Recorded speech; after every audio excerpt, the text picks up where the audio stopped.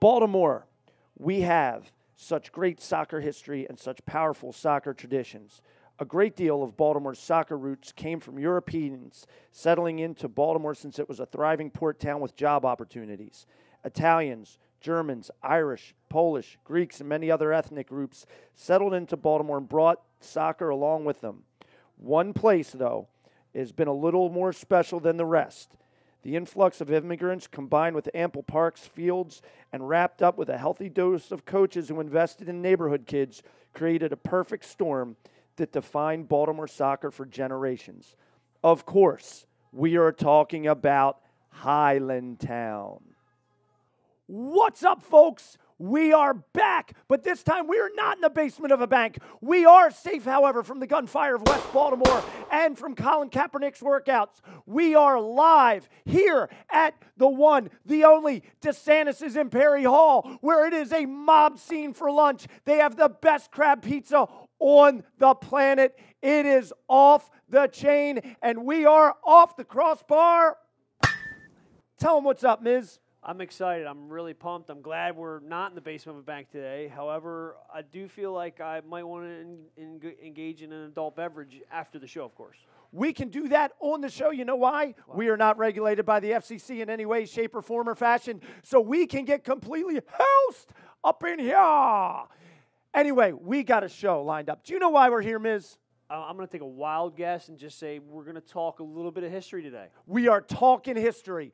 Baltimore soccer history. We are talking specifically about Highlandtown. Highlandtown, the hotbed of Baltimore soccer for generations. You can see the tribute on the wall. If you ever come to DeSantis', which I say that you must, look on the wall and see some of the art. It's all about Highlandtown. How are we going to start it off, Miz? What's your go-to dish here at DeSantis'? I just said it. Crab pizza. It is off the charts. I don't know how Richie DeSantis did it, but he has made Old Bay cheese, onions, and tomato sauce just heaven on earth. It is the best I've ever had. Plus, you got to try the wings. Unbelievable. Are they from Buffalo or Baltimore? They are definitely from Baltimore, but they can buffalo them up a little bit and get them to be like a losing football team. Here we go, folks. Here's the lineup for today. We are going to do, obviously, our favorite part of the show, but we're also going to have special guest. He's like the mayor of Highlandtown.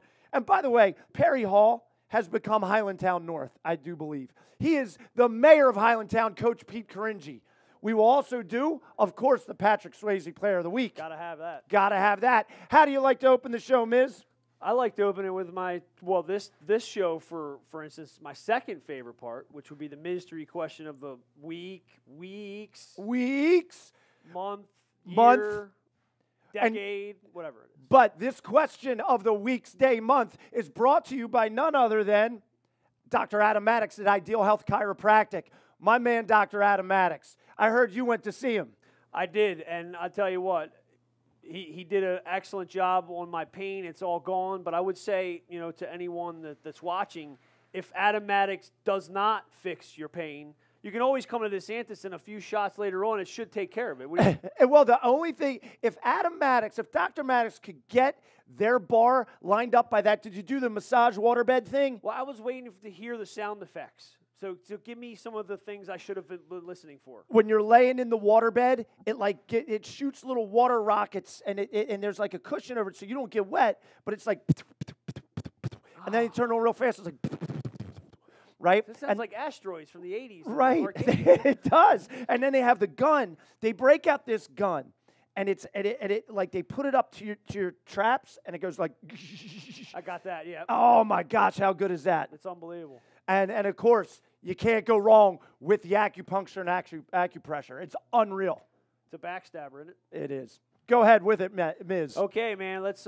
It's funny you mentioned today before the show you were kind of contemplating which outfit to wear.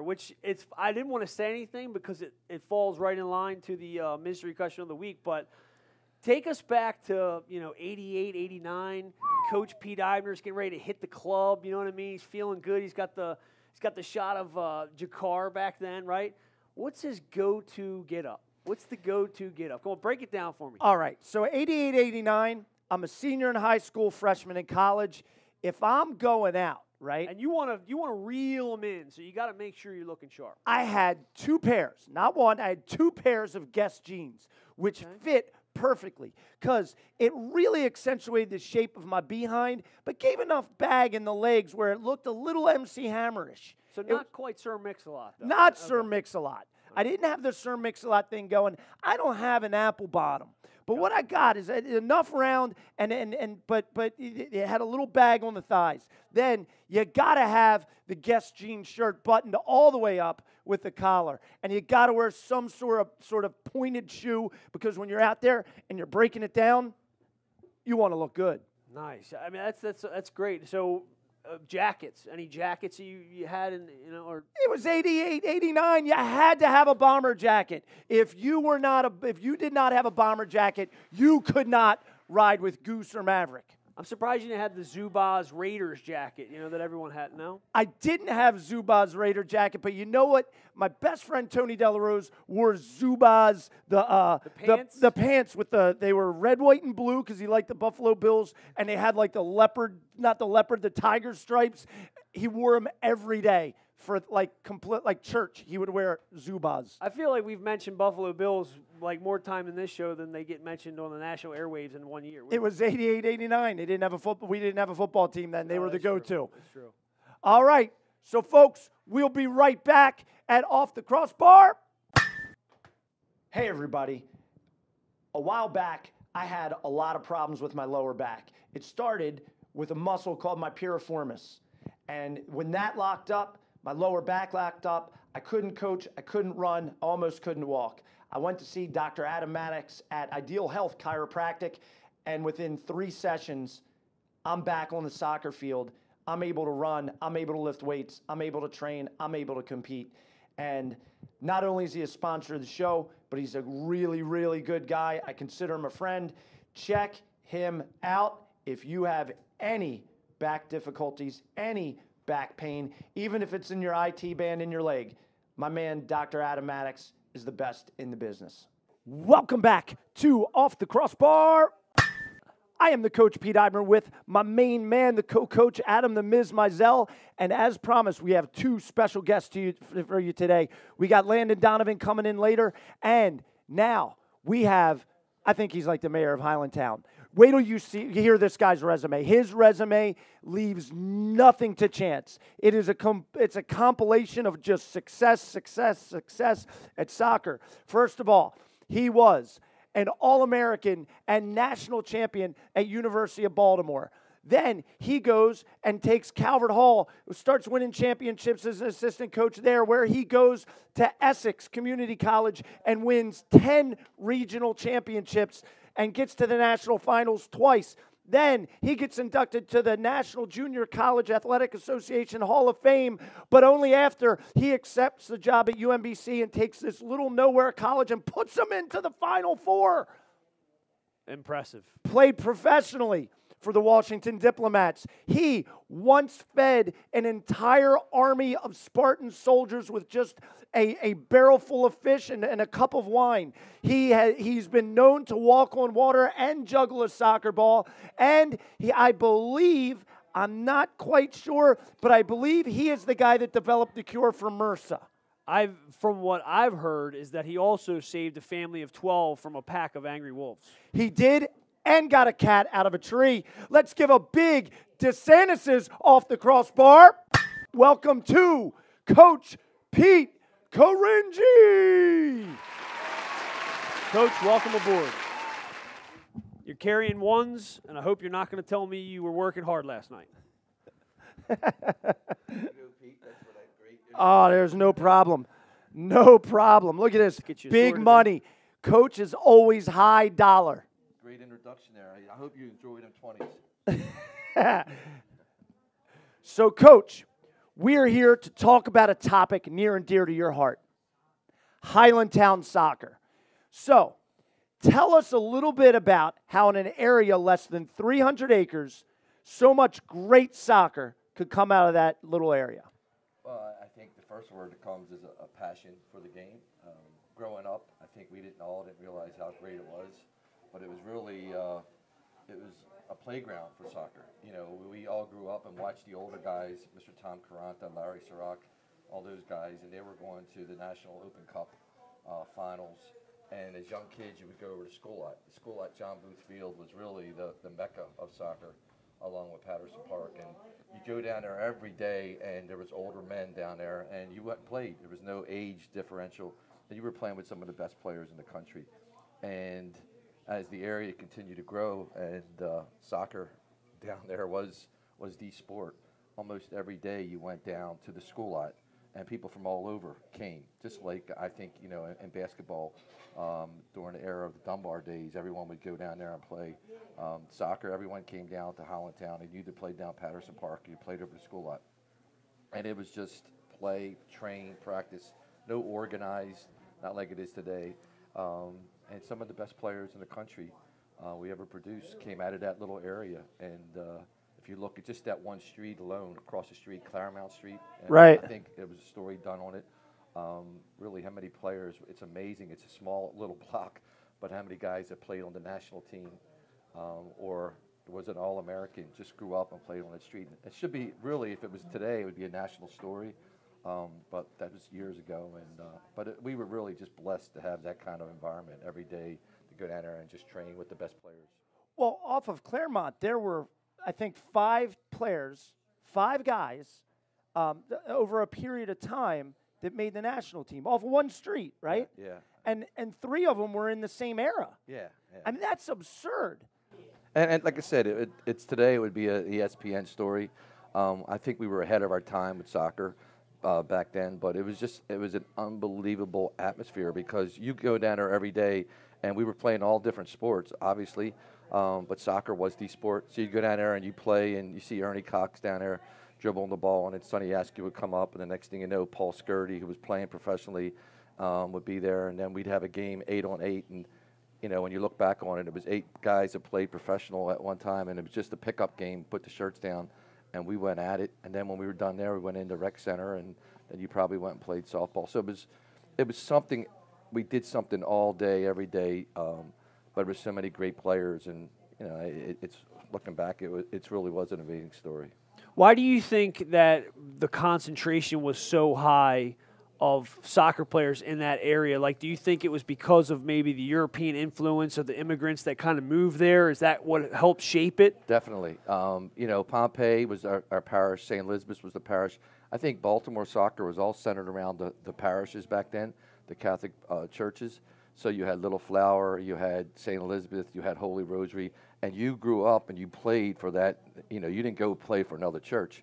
And Pompeii had a lot of the Italians right there who the priests used to come down and organize soccer games. The priest helped sponsor our uniforms when we were 8 years old. So it really was the passion of the neighborhood. And when the older guys were playing, the older Italian men, it was just natural to gravitate to go down there and be playing with them. And as I said, there was no age factor. So you always played up when you went on that school lot, and you survived. You know, you had to learn how to play pretty quick. But it really was because of the ethnic area and you know, looking back on it, as I said, it was truly amazing. One of the cool things that I got to do for this show is research a little bit, and it seems like the one guy everybody says that's, so to speak, kicked it all off was Larry Sirach. Would you agree with that statement? Larry was Larry Legend. I mean, the legend of Larry Sirach. When I was a little kid, that's the person I heard about. And all those guys, when they played for in 1958 and they went to the National Open Cup final, that was unheard of. A neighborhood team playing for the National Open Cup against pro players, and the team came in from L.A. So I was young, really young, but I had always heard about Larry, and that was one of the first things my father took me to the game to go watch Larry play. So I remember being a really young boy and going there, and with Larry, they were just great athletes. Him, Mr. Tom Caranta, Bobo Sirach, you know, Al Massaroni. These guys in our neighborhood, they were legends, and they could play softball, they could play baseball at a high level, but they were the soccer players. So you go over to school lot and you hear the stories. Just as we passed down the stories here in DeSantis about when we played, we always heard the stories from these guys, and you were kind of enamored with the legend of Larry. And everyone told us how great Larry was as a goal scorer. And then you realize the field that we practice on was probably the only field in the state of Maryland that had permanent goals. So the goals were up year-round. So we used to go over there every day and just do shooting. Now it's all organized. Go over and do your shooting drills. And some of the best goal scorers that ever come out of this town and this state grew up right there, because all you did, not looking back on it, all you did was go there and shoot. You'd be there an hour talking, joking like we are. Ball come, you hit a shot, somebody would jump in goal. Just like basketball players sit there and take shots all day, we were shooting goals for an hour, hour and a half, corner kicks, just playing and enjoying it. And looking back, the goal became natural because you did it almost every day. And it wasn't, like I said, practice. It wasn't something we went away and go, man, I hate doing this. Right. You love doing that. So, as a list of guys that grew up down there that became big-time goal scorers. Now I'm interested in, like, back in that time, I'm sure the equipment was scarce, right? So, when I grew up, it was a little bit different. We had a little bit more equipment around, but I can't imagine, like, I'm interested in how is the breakdown as far as, like, who brought the ball, you know what I mean? Or who pumps the ball up? Or if this guy's got 3 of them, we're cracking shots, and they're going all over the place. So who's chasing them and all? Like, how did that work? We joked around about it. Like, you'd have a ball. I remember going to the first Baltimore Comet game at Memorial Stadium, and a ball went up in the stands, and one of our guys grabbed the ball, and he ran out the stadium. Because the ball was that important. We needed a ball. Right. So that was a great story. But literally, we were talking about the other day, Tommy Caranta, young Tommy, the older Tommy now, but he played for me with Pompey, and we used to go to games, and we went to the Nationals and did the national finals and went to Canada, and all neighborhood kids, and we'd have 2 balls. That was it. Make sure you bring the ball. Wow. And no cones. There was just go practice, and everybody would come. Everybody would walk to the field. No parents, nobody at practice, and everyone would train, and the kids were just totally committed to it, and it was a big deal. And the older guys that went to nationals, and it was almost this culture of success, and it just carried down from each group. So I was young. I was really young coaching. But I was coaching these guys, and there was no equipment. You get the kids. You take 5 kids in your car. You'd have Mr. Tom Caranta take 5 kids in his car, and my father would take the other 5, and we went to the games. And very few parents were there, and we were now traveling all over the country. Wow. Went to Canada for the finals. Back then, it was the only time it was an international. You guys go to the finals, and it's single elimination. So right. We went all the way to Canada, 13 hours to get there, and lost in the semifinals. But here's the coolest thing about the team he's talking about. Gets to the national finals, right? International finals. And there wasn't a kid that had to be driven to practice. They all walked, right? Wow. And it wasn't even a far walk. Yeah. I mean, that's incredible to me. We had to go pick up Lambi Vasilakopoulos. He lived in Greektown, which is like 5 minutes away. How crazy is that? But theoretically, he still could have walked. He could have walked. Yeah, he sure. definitely. And he did, at times he did, but we used to go pick him up. But literally, when you think about what you guys go through now, it's a totally different world of and kids wanting to be there. It wasn't they're making excuses. They would come, they would train, and we trained really, really good, and down the school lot, and other people would be playing. And when it was over, we'll see you all Saturday, and you took them to the game, and then you brought them back, and then we go over and have pizza or something like that. There was no social media, and you'll see you on Tuesday for training, and it was what a great environment. Almost every one of them kids was successful in the game at some extent, and some of them are now still coaching and being involved. And I look back on that with some fond times, because that's what kind of my love for coaching, and obviously again getting into Essex and other different things, but to have a group of kids from your neighborhood and just really get to the national semifinals against organized teams. But that's when the start of, like, St. Louis was winning championships, but they were getting all-star teams. Sure. And ours was basically a neighborhood team. You, as a coach now, with all the success you've had as a coach, and I mean, we could go on for hours about it, but like they always say, like, a coach is a stew, and the ingredients come from different parts of experience and mentors and things like that. Based on how you were developed as a player and as a coach, like, who were some of the names back then in the Highlandtown area that, like, helped shape you as a coach? Well, I think George Barry was one of them. George was a great player. He played for the old Baltimore Bays. He's my cousin. George got me basically to go to Calvert Hall, and which helped change my life from a perspective of meeting Bill Karbovich. But also guys like Paul Skirty. I mean, Paul Skirty was a good friend of mine, and Paul Skirty was playing professionally. We'd go to Memorial Stadium, and he was one of the best players on the field. So here's a guy you're playing over to school out with on a Wednesday, and then on Saturday he's playing at Memorial Stadium and scoring a scissors kick goal against the Dynamo Kyiv of Russia, and you're going like, it's my buddy. And so George, Tommy Wall, my brother-in-law, I mean, Tommy, my sister was going out with him. Tommy was a legend as a player back then, and obviously he's done really well coaching. But Tommy had a big impact on me and being involved. And Fritz Gardena, Fritz was on the U.S. national team. He was married my cousin. So, I mean, you go to family dinner, and, you know, you had George Barry, who's in the Hall of Fame, Tommy Wall, who's in the Hall of Fame, Fritz Gardena, who's in the Hall of Fame. You had people just there that were really named soccer people. And as a young guy, not that much younger, but still, you're in all of these guys because you're 13 and you're hearing about them because they were having success as they were building up. Sure. And then obviously when I went to high school, Mr. Karbovich had a big influence, and then Coach Adele at University of Baltimore was big. And talk about pressure being at that dinner table. Yeah. Man, I better step my game up, right? You don't want to get into the neighborhood, like the turkey bowl game with those guys. Yeah, right. And the funny thing about them is like George coached Casabianca, Tommy coached St. Elizabeth's, and they were basically rivals on the field. They played together, but they were rivals in the Unlimited League. So yeah, it was your rivals on Sunday, but on Monday your family. So. That's crazy. And you touched on something, Dick Adele, right? One of the coolest things I've ever heard. Now, the year was, what year? 75. 75. Gets an unbelievable team at University of Baltimore. The team was based with Highlandtown guys, almost exclusively, right? Well, it was all Baltimore City players. If you were a foreigner, you were from Baltimore County. And that was me. I was a county kid, right? And they were Dale Roth, Charlie Myers, great players. But that would be the joke. And Dick Adele basically parked at Pompeii and picked up like 5, 6 all-Metro players and never had to get back in his car.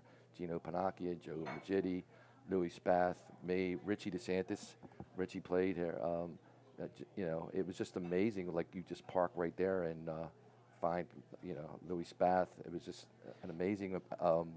And now as a Division I coach, that's unheard of, to think you can go one place and come away with that kind of quality players. I mean, every one of them was all state, all Metro. Oh, I'm sure. And he came away with that. Well, yeah, now Division I coaches, you're lucky if you get 2 players out of one state. Yeah. No doubt. Right? Yeah. And they're getting 6 players off of one street, basically. Yeah. I mean, that to me says it's just a testament to how great the level of soccer was coming out of Highlandtown in that era. Now, I'm going to get the years mixed up. I probably will get it wrong. You can elbow me if I do. But I believe it was Essex won the national championship in 74, University of Baltimore 75, and Loyola College won the national championship in 76. Yeah, you're right. And 73, St. Elizabeth's won the under 19 McGuire Cup. So with all neighborhood. Yeah. When is the last time you've had that run of Baltimore-based teams in college national presence? I don't think ever. Never. Well, I think the credit that in 69, Tom's Produce played in the National McGuire Cup, 70, Casabianca, 71, 72, Casabianca was in the finals. So that's when that stretch of great players coming out. And they didn't have youth soccer because, I mean, they had youth soccer, but they didn't have nationals. So you won the state championship, and there was so many.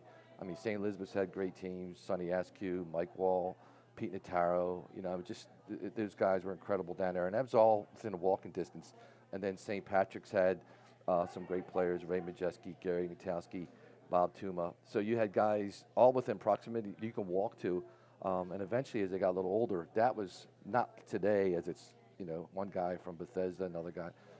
So it was really basically local players that won national championships. And the hunger there for being successful and really wanting to be the best and having that pride of, we were all from Baltimore. I think that's what carried University of Baltimore over because it really was all local guys on one college team and playing against foreign players from all over the country. That's fantastic. And, the thing that interests me, because I was a county kid, right? So we would play the city teams, but it wasn't until Dew Burns was more established, because with the Boston Street indoor place, you didn't know who you were playing. Everyone was just freezing to death, and you couldn't get anything done. But once they had Dew Burns established and all that, and my first experience playing a city team, and especially Highlandtown, I guess they were called Chisco, I believe. Yeah. And that's where I met Craig Mackey and those type guys. But that was my first experience playing against the city kids, and they were good, but it wasn't the level that you experienced back then. And I'm sure by then people had kind of moved away. But I'm interested in why do you think that happened? What pushed people out? Well, I think the neighborhood was changing as we got older. People start getting obviously having families and wanting to just branch out to the counties. And as it was changing, soccer was also expanding. Soccer started there, like I said, when we're talking about the 70s, that was the area. And as it was starting to go more, you hear about stories about Columbia starting to get bigger. There was always good soccer out northeast Baltimore, where the Whitmans and the Reefs and all those guys. There was always good soccer. The Mangione family, they always had great soccer out there. So we always had great soccer in Baltimore, South Baltimore. As much as we talk about East Baltimore and Highlandtown, soccer was a Baltimore City. It was all over, and you could go into any one of them areas. So when we played one another, it was wars, and that's why the other thing is funny, because now, and I start seeing it when Petey, my son, was young. We'd have to drive to Delaware to find a game. Yeah. Back then, you played other teams from Baltimore, and they were really good. And it wasn't all-star teams, but they were really good teams that could play anywhere in the country. And the mentality that we had as Baltimore players was, if we can win here in Baltimore, we're going to win anywhere, because this was the toughest place here, St. Louis, and probably New Jersey, with 3 of the hotbeds, Philadelphia also. So we always felt like we're going to win. But as it started moving more, people start moving out. The dynamics, the neighborhood started changing. People got older. And, I mean, like he said, he teases about Perry Hall, but a lot of us now moved out here. Sure. And I have great pride in watching what he's done with his kids team, what the Union done, what these club teams have done. Pete with FC USA has been fantastic. So there's a lot of soccer out here in this Perry Hall, White Marsh area, and I'm excited about watching it continue to develop. Yeah, absolutely. So your generation trailblazed just with enormous success, right? So when I was a kid, all I heard was stories about Highlandtown, how great it is, Sonny Askew, maybe the best ever. And by the way, first time I ever saw that guy touch a ball, blown away.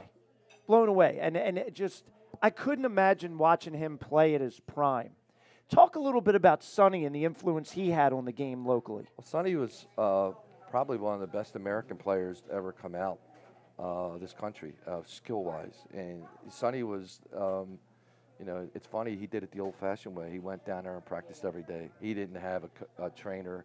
And as coaches, we were lucky to have guys like Tommy Wall, Denny Wilbert, up in our area, George Barry, guys who came back and coached, so they knew about the game. And, they coached the game, but nothing like it's today. As I said, when I was going back and coaching the young kids, you'd have 1 or 2 balls. You didn't have the cones. You didn't have the tournaments every weekend. And it wasn't really a business. It was more of a passion back then. And so when I watched Sonny play and develop, Sonny always had a soccer ball, constantly working on juggling, working on his touch. And he developed, just by playing every day. He had a love for the game. We'd be getting ready to go out at night when we got a little older, and, you'd ride by the school lot or down by the park, and Sonny's still over there juggling the ball. So he just, soccer was his love. And it's amazing, because when he did get to the Diplomats, and I was fortunate in my 78 to be with him, and I played with him at the club level, to watch him play with the best players in the world and hold his own was a great testament to him. But we also had that pride, and that's one of our guys. Sure. And there were so many players at that time from Baltimore that played or signed in the NASL. Yeah. But didn't play. I mean, we probably had more players from Baltimore at that time in Maryland that played in NASL or signed than anywhere in the country. But a lot of guys would go for a year. But Sonny was one of those guys who basically made a living and has a great reputation nationally as far as how he played and what he did to the game. And it's great to be up here when he comes in to have stories about this playing with Johan Cruyff and those guys, and they're the best players in the world, and he was right there holding his own. I mean, that to me, that's incredible. It is. It's awesome. The next group of Highlandtown players, and those players were just a little bit older than me. Yeah. Unbelievably talented guys, and you'll know some of these names: Keith Merriman, right? Joe Greco, David Kidd, and you could go on and on about them. Did your generation foster those guys, and who were some of the main guys that came out of there? Yeah, they were the young kids, and you mentioned Joe Greco grew up over the school lot. All-American, by the way. All-American. Giuliano Salenza grew up at the school lot. All-American. Santino Caranta grew up at the school lot. All-American. National team. That Pete Eibner, All-American. I wasn't even all Hamilton. Are you kidding me? But they were young kids when we were playing, so they would be over the school lot like we were with Larry Sirach. And as younger players, they're playing against us when they get a chance, when you put them in the game. And you're just learning, you're experiencing it. And that's the best teacher for me. I look back and, I being a young player and being in a high school and playing against these guys, that all play professional or in the national team. And when you're training and you're just playing pickup games every night down the school lot, and you're going head-to-head with them, you walk away and you say, man, I feel pretty good about how I'm playing. So now when you go into high school and you're playing against other players, you literally feel like, and I felt like that all through college. I just felt like, if I'm playing against Denny Witt and he's playing in the NASL and I'm training and I'm doing all right, well, this guy in college is not really somebody who's going to be able to stop me. And that was my mentality. And that environment that we grew up, it was a very unbelievably ultra-competitive environment. And he knows I'm probably one of the most competitive people in the world. And I really do believe it's because I grew up down there and played. You fended for yourself every day. And if you didn't compete, then one, you sat because the next guy came in and played, or the next group. It was like basketball pickup. You're five against our five, and two teams are waiting. So you wanted to keep playing, and you wanted to walk off the field and go, I could play, rather than I'm always sitting on the side, I'm not any good. But I really do believe that area and that environment fostered the person I am today, good or bad.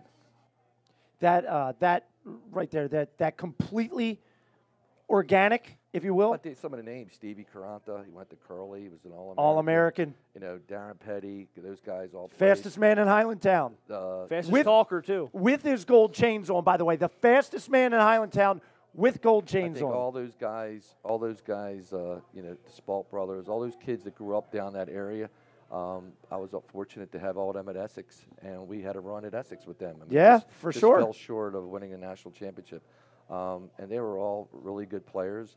Probably didn't get the opportunity to play professionally because at that time, then the indoor was coming, and more of them were starting to play indoor than along with outdoor. But I think some of the clubs at that point, because we were lucky also to have sponsors. Yeah. My father was a sponsor. My uncle George Barry was a sponsor for Casa Bianca. Mr. Tom Caranta was a sponsor. You talk about putting up money nowadays. They sponsored everything, so money wasn't an issue. I will say, not being, not growing up in that era or in that location, some of the stories that I got, later on in life or whatever, but there were very few stories that around your guys and the players that you mentioned and all these things that did not include Tommy's Lounge. Why is that? Tommy's Lounge is located right there, right in the heart of it. And obviously when we owned that tavern, that was the central spot for soccer. And, it was one of the first places where we had the old-fashioned satellite that was on the... Oh, nice. So all the Italian men would come over, go to church in the morning at Pompeii, walk across the street, and the place would be packed watching the Italian games in the morning. Wow. That's the only place you can get it on satellite. You couldn't get it like we do nowadays. So soccer was soccer was still the sport, and we advertised we're the place where soccer fans meet. Keith Mills and Channel 2 came down and did a whole live remote when the World Cup was here. So there was a lot of, that was the energy. People came from all over town. Sure. I knew if you went in there, you're going to see some soccer players that are sitting there that you probably played against. We also had pictures when we first opened up of all the old University of Baltimore players on my group. So you can go in there and once again, you felt more like it was in a soccer bar. Right. Sure. It's like a club. Like a club. Everything, pictures of soccer and everything was soccer, the games. I'm probably there. Tommy Wall's there. It's like all the people we're talking about. Paul Scurdy, everybody. Second home almost. Sonny Ask. Everybody's in that bar. So, you came in there, and we were all friends, and we grew up together, and that became like Cheers was the place. That was like our Cheers. And Everybody knows your name, right? Isn't it? Ironically, when the National Coaches Convention came, this is a great story, and I probably shouldn't say it on the air, but I'll say it anyway. So National Coaches Convention come, and every year, I was on the board of directors, and every year we went to some real big place, big restaurant, and everybody was kind of stuffy. And, you go there and you have your dinner and their wives, and if it's over, they thanked you all for the convention, and you went back to the place. And it was all very stuffy. And so it's here in Baltimore, and they go, what do you think? We go to your Tommy's Lounge, we heard, and these are like the coaches all over the country. So, yeah, let's do it. So we put them downstairs, crab cakes, and the neighborhood, everybody's there. Like just right. Neighborhood characters are there, and legendary neighborhood characters, and the place is packed. So they go downstairs, and we have a big party, a great party, and they're drinking some shots, and it's. So it went from a group that's always stuffy with their ties, right. to by the end, the ties with the wives are having, they cut loose, and they absolutely loved it to this day. And the convention's going to be here again in January. Those guys that were, anybody who went there go, hey, can we go to Tommy's? I go, nah, Tommy's is closed. Oh, man. You bring them to DeSantis now, right? Might be the place. Well, I tell you what, you're having the show here. It's packed for. They're all here to see you, Coach. You should be able, you can do this all around this area now, because if you go live remote like this is great. Well, what we're going to do, we're going to keep it at DeSantis'. You know why, Coach? Why? Crab pizza. I've never had anything like it here at DeSantis'. Hey, I am the Coach Pete Eidmer. This is co-coach Adam Ismazel. This is the Coach Pete Caringi. We are off the Crossbar, and we'll be right back. I've been ready for 3 years. I've been denied for 3 years. We all know why. I have nothing to hide. I want all the MLS owners to stop running, because we're ready. I'm ready. I talked to my agent, and he told me I'm ready. We're ready. We'll handle any phone call, any tryout, anytime. We can't stop saying ready, because I am ready. We all know what I'm ready, and I'm ready. That's all I'm saying is that we are ready. So I'm telling the MLS owners to stop running from the truth. Stop running from the people. Stop running, because we are ready. MLS owners, the ball's in their court. We will let you know if they call, when they call, what they said, and if they left a message. Welcome back to Off the Crossbar. We are here talking Highlandtown with Baltimore Soccer legend Pete Caringi. We were just talking about maybe like one of the toughest things you could do is play in that environment, how competitive it was. And I remember going to games as a kid and watching fights, like literal fist fights, where somebody goes to their house and gets a bat because of the intensity of the games. Talk a little bit about that atmosphere. Well, that was one of probably the best and the craziest part of, when I was a kid, I'd go down to Patterson Park every Sunday to go watch the fight.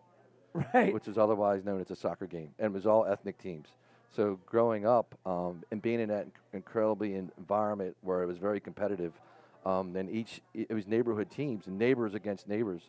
That kind of carried over into everything we did. Patterson was so good in soccer, so when I went to Calvert Hall, that became a rivalry with Curly being involved. The Calvert Hall-Curly rivalry started back then because we had guys, 6 of us from East Baltimore went out to Calvert Hall, and we won the first championship, and now we were playing against some of our friends from East Baltimore at Curly. And then that kind of carried over. Patterson won all the time, and they were all our friends.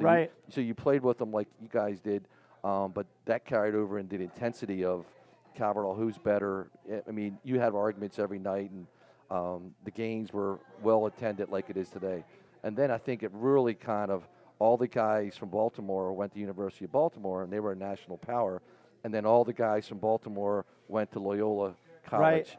And now who was the best in the country? And back then, even though it was Division II, Division I, II, and III, the All-American teams were all the same. The rankings were all the same. So if you were ranked nationally as a Division II school, Division I schools were in there.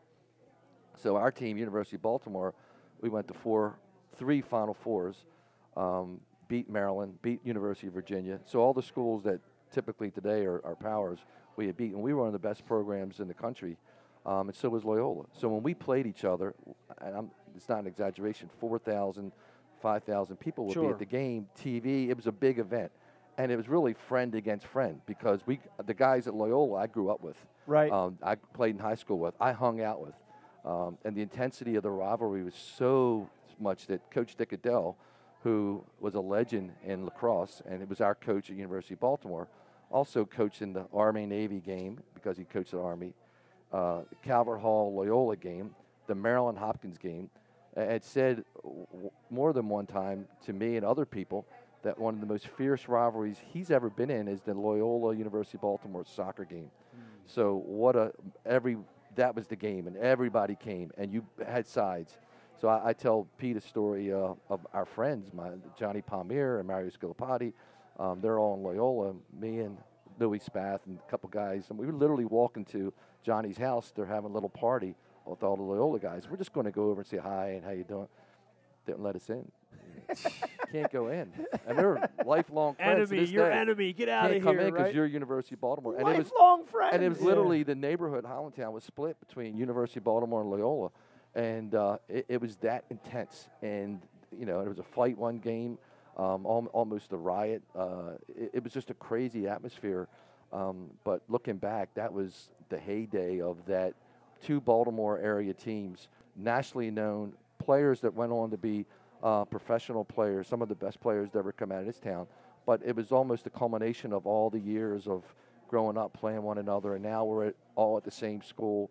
Towson was good back then. UMBC was, that was Dave Andrzejewski and Steve Zerahus and those guys. So Baltimore area college soccer was maybe at the pinnacle as far as having so many teams. And then you had Essex had great teams back then. So it really was, and it was a lot of pride and a lot of fierce, competitive. When the game was there, or it was fights. There was It was. And that's interesting to me, like because you were in a such combative, intense atmosphere. It kind of just programs you as a player, as a coach. So like nowadays, being in the position you are, having the success you have, like. It's interesting to me how if you're on the sideline in, Albany somewhere and a kid whacks one of your guys, like, how do you not run on the field? It just, that's interesting to me. I think, and Pete's heard me say this before, I think part of the frustration nowadays is I think some of these, I said to my assistant Anthony Adams and Petey, I don't ever remember our last game this year meant nothing in the sense that we had to play Stony Brook, and we obviously won the game. And I told the players, look, it's a meaningless game, but I don't play or coach meaningless games. I'm here to win the game, and we won. But as a player and as a coach, there was very few meaningless games I ever played. Yeah. Very few. And now a lot of kids that you both coach, they'll play in a tournament if you're out of it. So it's meaningless games. And that the competitive nature of, man, this game's important, and I'm coming to play.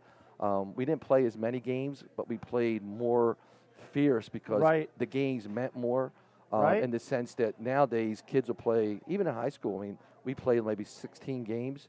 Now they might play 24, 25 games, 3 games a week, and it's all big deal. And so I think now in college I see more and more kids, men, that don't have that fire to want to play because basically they might be tired or burnt out on the game rather than that love and that passion that I still have. And the day I don't have it, I won't be coaching. And it's hard to kind of ingrain into a player, it's not one of those deals where you show up and perform when the stakes are high, and then when the stakes aren't high or there's no real gain in the result, you show up and, lollygag around for 90 minutes. You should always play a game. Every time you play a game, you should play a game at a standard that you think someone's watching you play, and they're going to walk away going, man, I really like that guy. Man, that guy that guy number 9, he gave it all he had. Or, hey, they didn't win the game, but, man, that guy played well. And I think if you have that mentality that you're always going to go out there, then you're going to be a really good player versus I'm going to play good one game or I don't feel like playing. Sure. When I hear stories of kids saying they don't feel like playing, it just drives me crazy because I, to this day, never had that feeling of going to a game and going, I don't want to be here. So, and if you have that feeling, and I'm sure you both coach kids that are like that because that's more prevalent now, it's really sad to see, that's for sure. The only time that would ever come on my radar is if it was, 40-mile-an-hour winds and 20 below. I might be apt to want to sit in the car, but other than that, all conditions being decent, I wanted to play. Well, to show you, like, that environment that he grew up playing in, when I played for Coach, every single practice was a competition. Even down so far as the running, it was always like, he had the Olympic day where it was running with skill work and you had to, he'd divide up into 2 teams or you'd be playing each other or he'd divide you up into 4 teams and losers run, winners get a drink. And it really changed my life from how I view sport. And, I just was naive to it when I was in high school. I was never exposed to that everything matters attitude. And I mean, that's part of the success. But, you live in Highlandtown, you play in that era, you got to grow up in that, in that sure cauldron, if you will. And so we've done that at some of the teams I've coached where they lack that, let's call it testicular fortitude to compete. We'll throw in the competitive cauldron where we keep scores, and you see it. Guys want to fight and get their name on that top list. I'm interested now, like as a coach, of a UMBC Division I program, somewhat local. I mean, it's not very far away from ground zero of what we're talking about here. When you see a kid come across your radar, and like he's a homegrown product or he's been developed here, or you might know his family, or one of those things that in his bio that hits the soft spot. It's like, how do you, as a coach, say, well, he's not quite, but he grew up where I know his parent, or whatever it is. Like, how do you separate those feelings?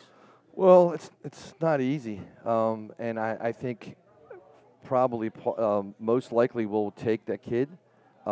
We've got burnt on that kid because I knew the parent and grew up with the parent and basically had a conversation that said he may not play, but, well, no, he wants to play or he wants to be part of your program, he likes you.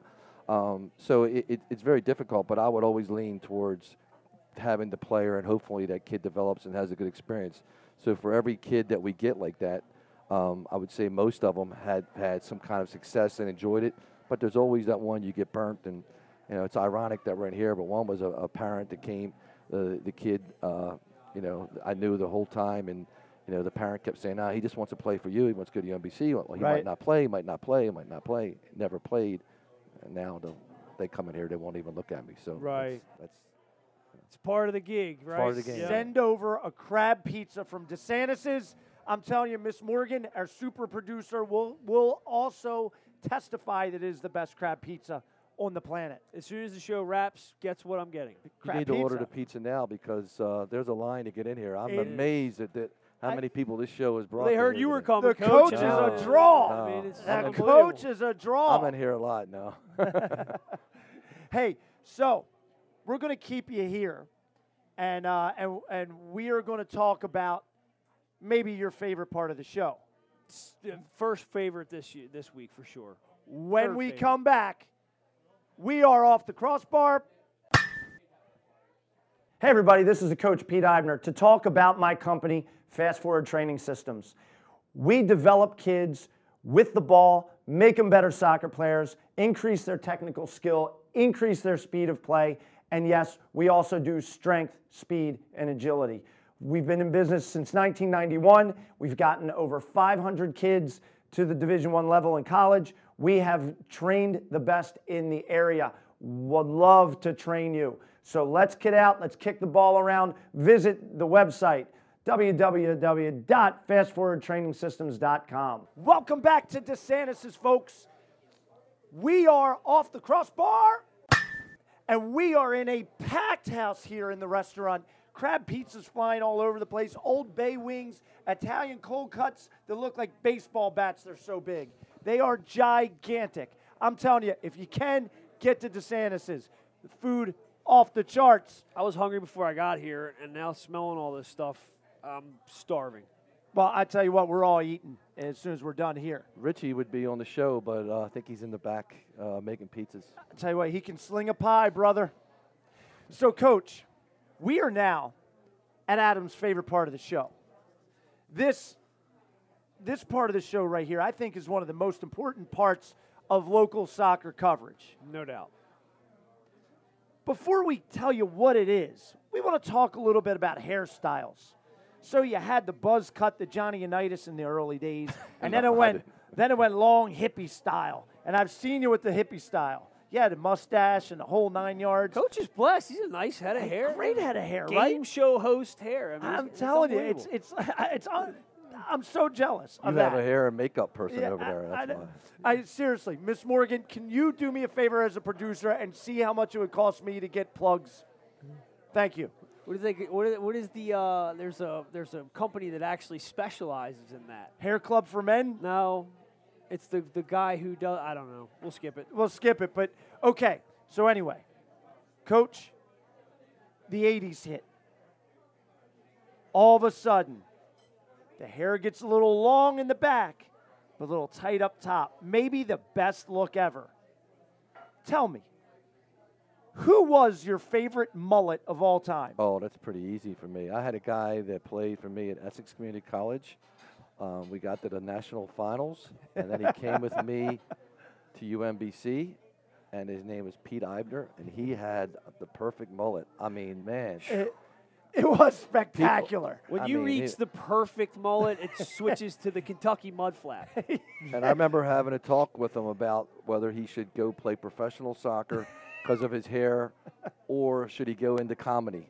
And I think he made the right choice. I went into comedy. Now he's a mixture of both, right? Right. But I'm telling you, my mullet, Coach, thank you very much for the compliment. My mullet was spectacular, but it is nothing compared to the god of all mullets, which is who, Coach? Patrick Swayze. Patrick Swayze. Hinging, based on the kind of theme that we've ran through today with the the number of All-Americans that were mentioned on the show, Coach, be honest, would you put Coach Eibner's mullet in that All-American, would you put it in that mix or I think not? that's a whole nother show, but I really do think that I think Eibner's mullet was legendary at the time, and a lot of people remember that. A lot of people remember him more for the mullet than his play on the field. Okay, all right. That was prior to him come to Essex. At Curly, it was more about the mullet. At UMBC, it was more about the play and the leadership. But at Essex, it was a combination of mullet, and that's why I'm amazed that this is the only soccer show in the country, if not in the world, where there's a whole segment on hair. It's because of him. Well, we have nothing left to talk about except the glory days. That's right. Right? So, Patrick Swayze, best mullet of all time. I modeled my haircut after Patrick Swayze because he looked great. Coach, would you agree? I think he had a man crush on Patrick Swayze because he still talks about What is him. Coach's favorite Patrick Swayze movie? Yeah, what is your favorite Patrick Swayze movie? I've seen your show last week. You don't have to ask me. That was easy. Roadhouse? I don't watch any Patrick He Swayze. does not know what. No, when he was in that, no, I don't want to say it. He might have not been in that movie. Not Flashdance. No. Anything else is on the table except for Flashdance. Let me tell you, if it's not Goodfellas, he doesn't know it. Was it The Godfather? Was he in that? It's not The Godfather. So, all right. There, Coach, right above you is a picture of Patrick Swayze. Look at it. It's a gorgeous mullet, is it not? Perfect. So, every week we give one player, just one, the Patrick Swayze Player of the Week. And that player will earn the mullet. Coach, who we got this week? Tough choice this week, but apparently Mr. Hayden Lim had himself quite a weekend. Tell us about it. Yes, he did. I'm fortunate enough to coach this young man. Phenomenal player. Grew up playing in the FCUSA system, played for us, and he left to go to Baltimore Armor Academy and spent 1 year at SAC. This year he came back, and he has been on fire. So they were in the National Capital Cup this weekend against Villarreal. He had 3 goals and an assist in a must-win 5-1 win. And then in the finals against Sac Pre-Academy, hit one of the best free kicks I've seen in a long time. No time left in the first half. We're at 35-minute halves. It's like 34-56. He bends the ball around the near post, upper 90. Kids go bananas. So he is the winner of the Patrick Swayze Player of the Week. Coach, would you like to see it? Want to see it? Let's do it. All right, you ready? 1, 2, 3, boom! And there we go. He's looking strong. Outstanding. He is looking strong. Miss Also, Morgan, another phenomenal job. Also goes to Calvert Hall and plays for Coach Zincan. Yes, he does. Goes to Calvert Hall, plays for Coach Rich Zincan, plays in the midfield, does a great job for them as well. Just a really nice player, spectacular kid. Sounds like a Patrick Swayze selection to me. All out, all in. Now, what does he get for winning this? He gets that mullet, and he gets he gets the mullet. he gets to show every lady that he meets that he has the mullet. If he plays his cards right, he might be able to squeeze in a high five from Coach Pete. That maybe. Well, back in the day when you and your mullet, I can't talk about when you and your mullet at Essex. And the guest shirt, Yeah, the the guest shirt with it.